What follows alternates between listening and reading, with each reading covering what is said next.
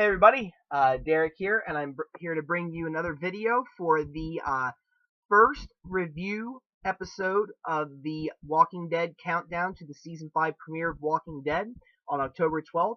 If you are watching this, that means we are exactly 51 days away from the Walking Dead season 5 premiere. And one of the things that I said that I wanted to do was do a review of every episode so far, and during the last 51 days until the premiere. Basically to look back at what's happened so far, how we've got to where we've gotten in the series, some of the greatest moments of the show, great character development, and I just think that it's nice to look back and see exactly how we've gotten here. You know, a lot's happened over the course of the 4 seasons, and I think that looking back definitely gives us perspective for what we can see in the upcoming 5th season premiere.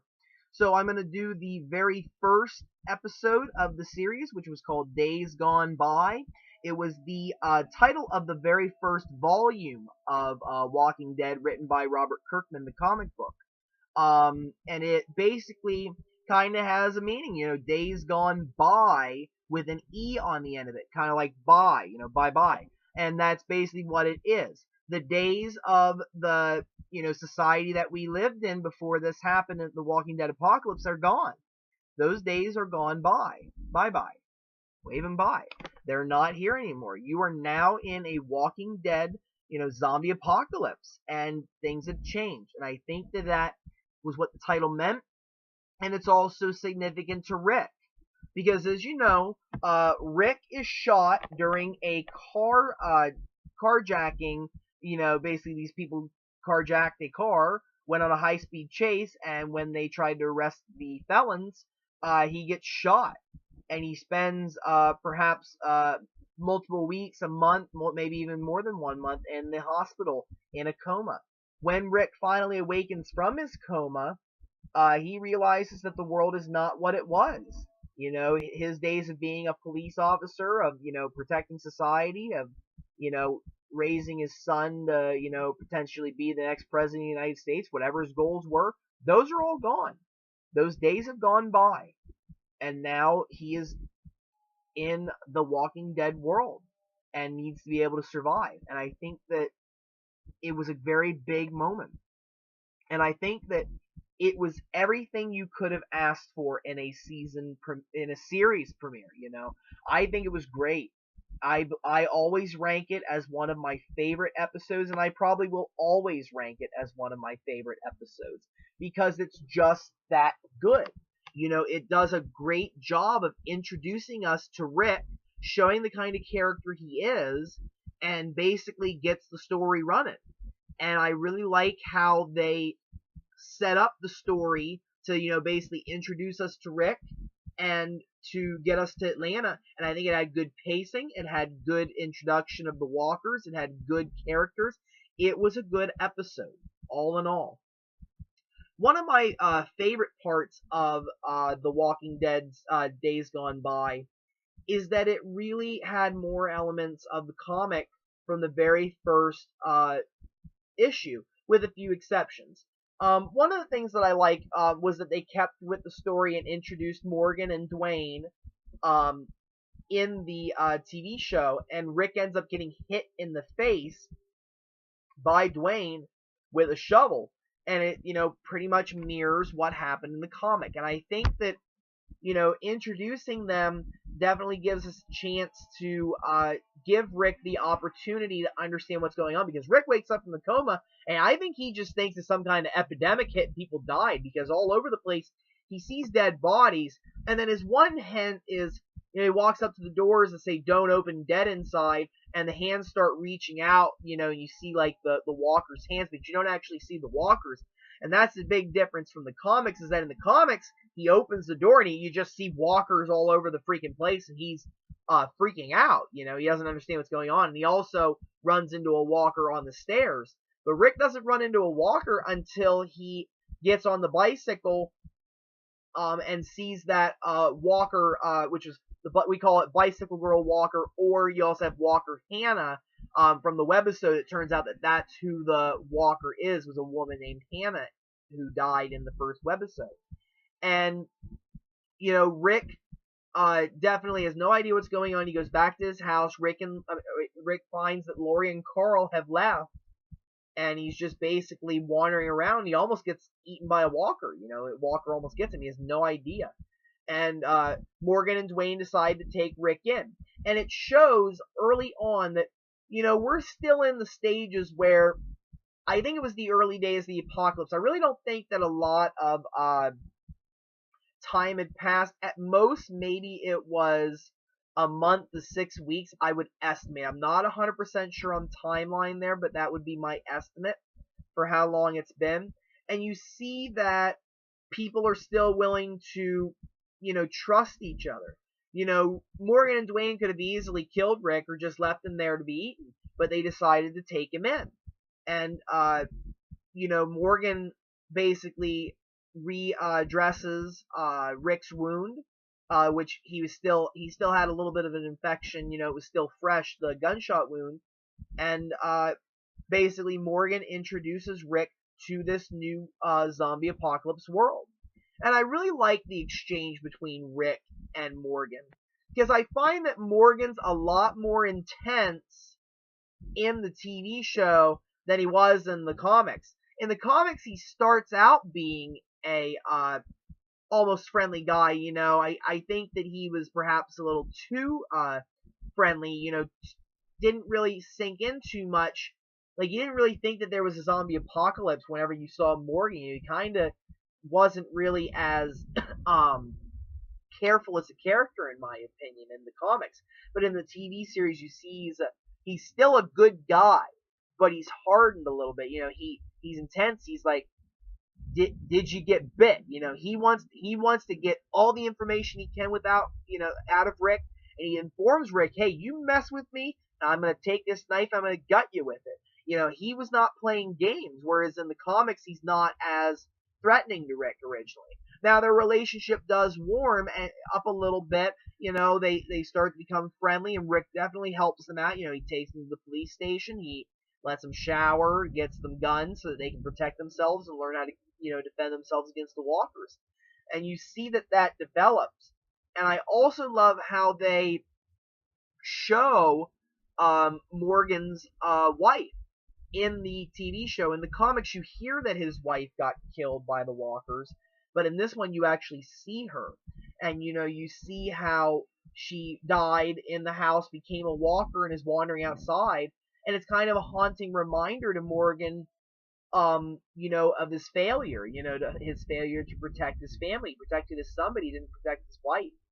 And, you see that Morgan struggles to deal with that. And once Rick and Morgan and Dwayne separate, Morgan and Dwayne go back to the house, and Morgan sets up to do what he should have done originally, that was put his wife down. And even though he shoots two walkers, he shows that he has good aim. He looks through the scope, looks into his dead wife's or, zombie wife's eyes, and can't bring himself to pull the trigger. Now, I remember watching that scene, and at first I was like, come on, man, what are you doing? Like, you're getting all the walkers riled up, you're getting them walking towards you. I mean, take care of what needs to be done. But, I felt that I acted too rashly when I said that. One of the things that you cannot forget when you're in the Walking Dead world is that these walkers, zombies, used to be people. They used to be people with lives, kind of like what Rick says in the next episode, Guts. These are people still, and you can't forget that. Even though they are dangerous, and even though you have to put them down, you can't forget that. And I don't think that it's easy to put down a walker, especially at first. There wasn't, I felt like there were enough zombie action scenes in the premiere. And because I felt like what you're doing is you're introducing this new world, and you're showing how dangerous it is, but you're also showing that people are still trying to figure out what to do, and people also, they may be hoping for a cure still. Kind of like what some other characters do later on, like preserving the walkers. Morgan may be thinking, oh, well, there's the cure, and they're gonna come back with this, and my wife's gonna wake up, I mean, and be herself again. And I don't think that it's easy to put a family member down. I don't know if I could put down family members, that were walkers, unless I did it before they became walkers. And I think that that's something that's very hard to do. And I can understand, I can sympathize a little more with Morgan. Whereas Rick goes out in the same scene. I like how they show that Morgan still hasn't gotten to the point where he can put his wife down, but Rick, basically goes out there and he basically puts down the walker hand of the Bicycle Girl walker, because it's just crawling around on one arm. It's, torn in half, and it really can't do anything, it was literally suffering. And I like how they showed that, and I like how it's basically Rick sees it as, I have to do this because, it's a poor little walker that's crawling across there. It's better to put it out of its misery. I think he felt sorry for it, versus, acting, just to put a walker down. And I like that that's like a tender moment, because it's different from why you normally put walkers down. Normally you put a walker down because it's about ready to bite you. You're not setting out to, kill every walker you can. It's better to avoid them in most circumstances.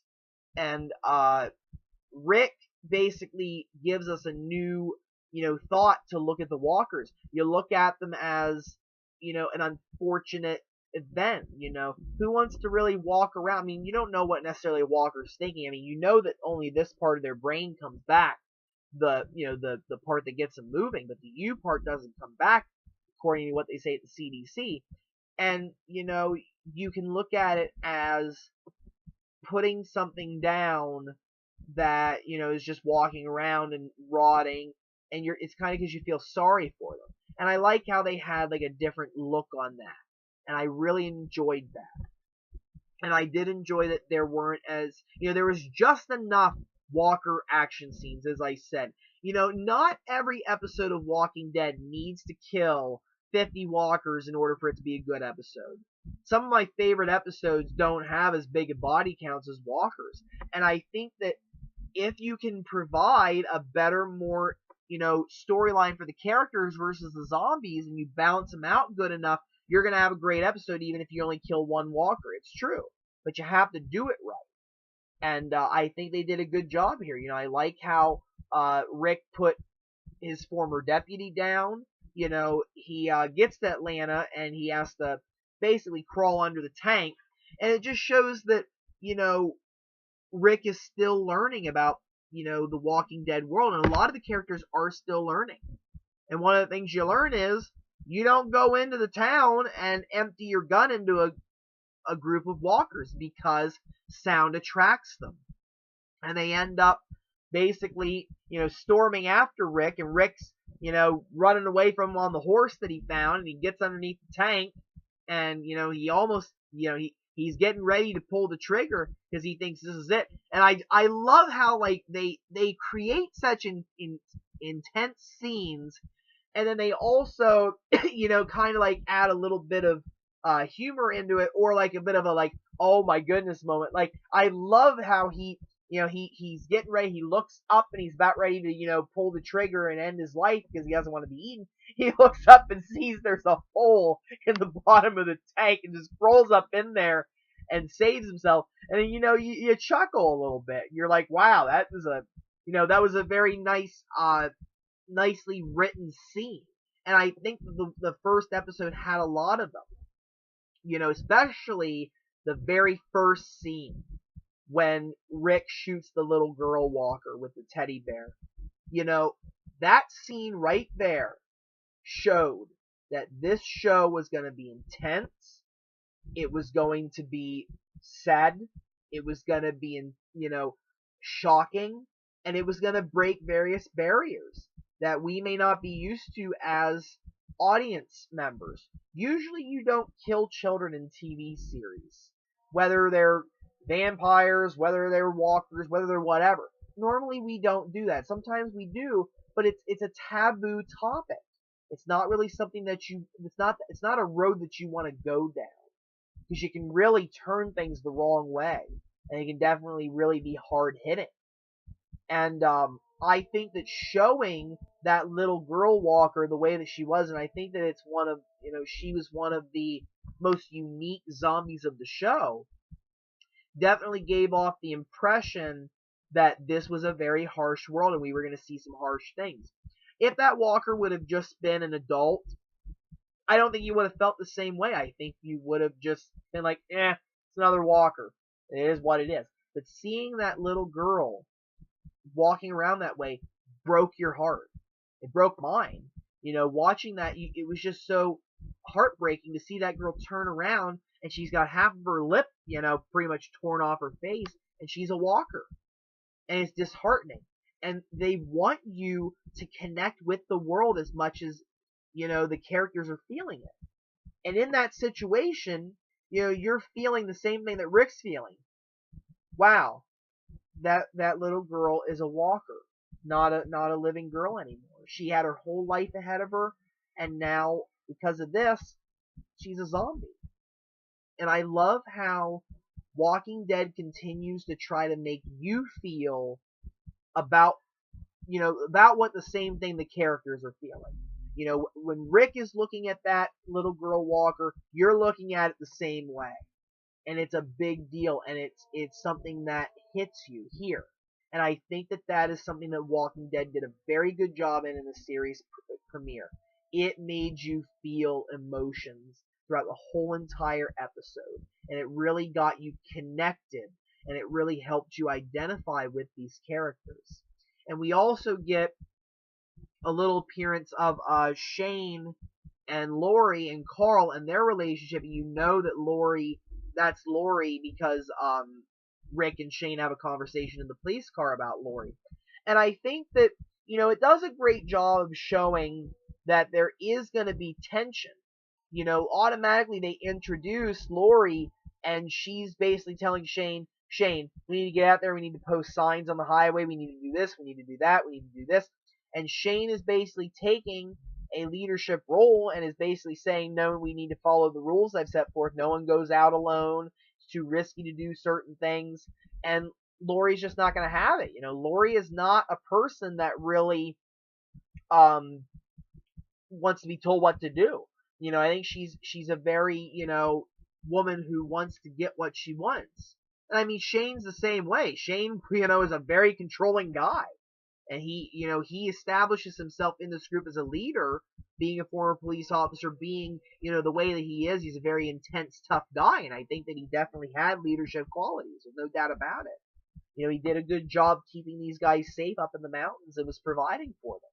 So I think that introducing that definitely was a good point for the show, because you were able to see these characters get a nice introduction. You kind of understood some of the things that you were going to see, and you knew that Shane and Lori were going to be at odds right from the get-go. Shane going into the tent and telling Lori that she can't go off half-cocked and angry all at him. You need to keep up appearances. And then seeing them in that relationship, and the moment that you see them kiss, something's going to go down when Rick gets back. And you knew that they were going to all connect back up. And I love how it provided you with something that would make you want to come back. That seeing how that was going to turn out. Plus, you also had Rick getting trapped in the tank. He got all these walkers around. And I just love how it ends with like a nice cliffhanger that makes you want to come back and see, hey, how's Rick going to get the heck out of that tank? And you get Glenn on the CB basically saying, hey, you, dummy in the tank. There you go, cozy in there. Best line of the episode, and I love how they can still provide some lifting moments, things that make you chuckle a little bit. Even though it's a very serious show full of death, destruction, blood, guts, walkers, they're still able to make you chuckle. With that quote, you're getting a moment of levity from all of the serious events that are going on, and I love that about the episode. The writers did a very good job of crafting that episode to be a great start, and it made me want to come back for sure. And I know that it got other people to come back too. Walking Dead has grown from that. It had approximately 5 million viewers the first episode, but it's grown. I mean, think about it. There's 10 million extra viewers that have come to love this show. And it shows because they're able to have a great balance of all different kinds of emotions, all different kinds of scenes, and they have great characters that you can become emotionally divested in, and it's perfect. And I love the show. And again, I just think that it's a great episode. It was a great start. I loved it, and I really think it set the standard for future episodes to come. And I really do enjoy the show, and I really think that as we move on, we're going to see even better episodes. So that brings my discussion to an end on Days Gone By. I hope you liked it. I hope that it made you remember some of the things, some of the most important scenes and concepts from that episode. And again, if you guys have any questions, comments, feel free to leave them. Feel free to suggest video topics. I'm more than willing to do things before we get to The Walking Dead, and even after. I'll do more videos once it starts. And I'm just really excited. We are 51 days away from Walking Dead starting, and it's really exciting. It's that time of year again, and I'm really happy. The Walking Dead has always been a big part for me these last 4 years. I enjoy it. It's to the point where I have to go home and sit in front of the TV and be ready for it. I can't miss it. And I know a lot of you out there feel the same way. So thanks again. Thank you for watching, and I really hope you have a wonderful evening. Thank you, everyone.